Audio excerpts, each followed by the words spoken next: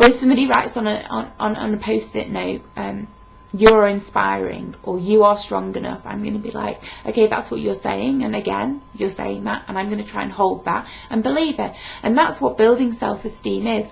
And I think that it's about also being, if I think about the work I do with Beat, and I'm talking about with young girls, and, you know, we look at like a statement and we'll kind of say, you know, something, and Mum has said, like, you're not wearing that, are you? And that's something I've heard a million times before. I'm quite quirky in my dress sense, and I do get a lot of comments, positive, but I also get a kind of lot of, you're not going to wear that, are you? Mainly from my folks. And it is about saying, well, hang on, you know, how is that harmful to me? How is that hurting me? What is another thing that could have been said that would have helped me? How am I going to deal with this statement and not use it destructively towards myself? So if someone's saying that, okay, that's their opinion, but their opinion doesn't have to mean everything. And fair enough, you could turn to me now and say, well, if someone gives me a compliment, that's just one opinion. But I'm talking about using these compliments and looking at the negative statements that people give to you and saying, well, do you know what?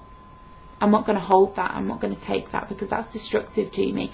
And I think that what other people say can be incredibly damaging to us, can be damaging to us in recovery, because maybe we are a lot more vulnerable in recovery. And I also want to say that although recovery might mean weight gain or what have you, and for some people it doesn't, it can mean weight loss, it doesn't matter.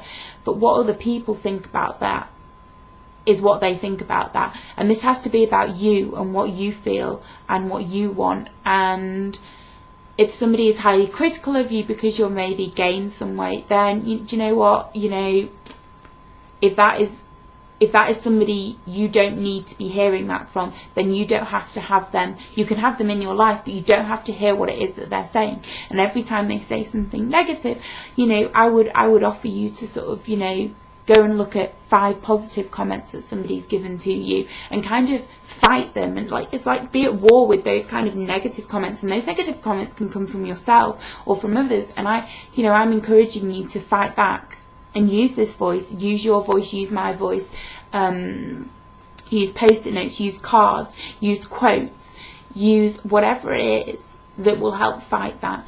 And you know, it's like, I surround myself in my room by my friends, my family. They're my strength. They kind of give me self-esteem, because I know that all of those people who are on my wall think good things about me. And okay, I'm not perfect, and everybody has their flaws, everybody has their negative aspects, but to use the positive and to hold that and carry that with you.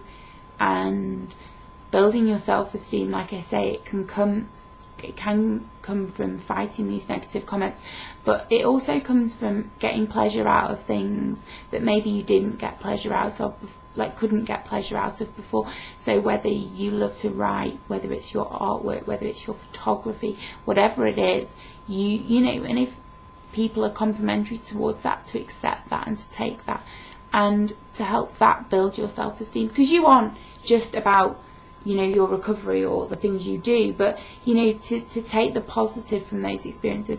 I graduated last year with a first, right? That was huge, and I'm going to allow myself to say that. That's what I'm getting at here about building your self-esteem. It's about me, rather than saying, oh well, you know, this, that and the other, by saying, no, that was my first, that was my degree, I did that myself, I wrote my dissertation myself, and I'm going to feel good about that. And that's what I mean about taking something. So that can be that you get accepted somewhere, or you get an award for something.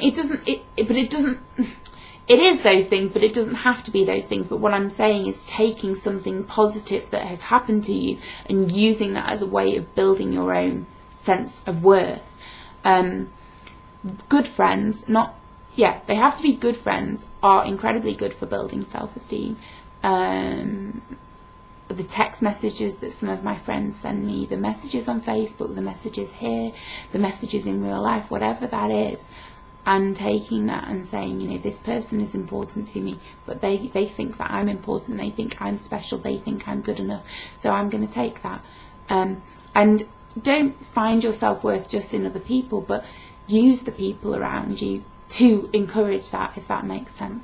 I'm not sure how long I've rambled on here, and I think I could possibly go into another video with this, but I'm going to leave something to you guys, and I'm wondering if in the post to the responses, or whether it's you remember on the Facebook, is to maybe get this kind of going and talk about ways of building self-esteem, what works for you, you know.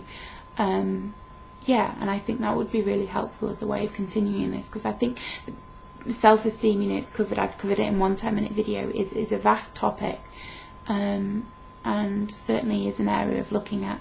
And I hope you guys are having a wonderful weekend, and I'll see you next week. Okay, bye.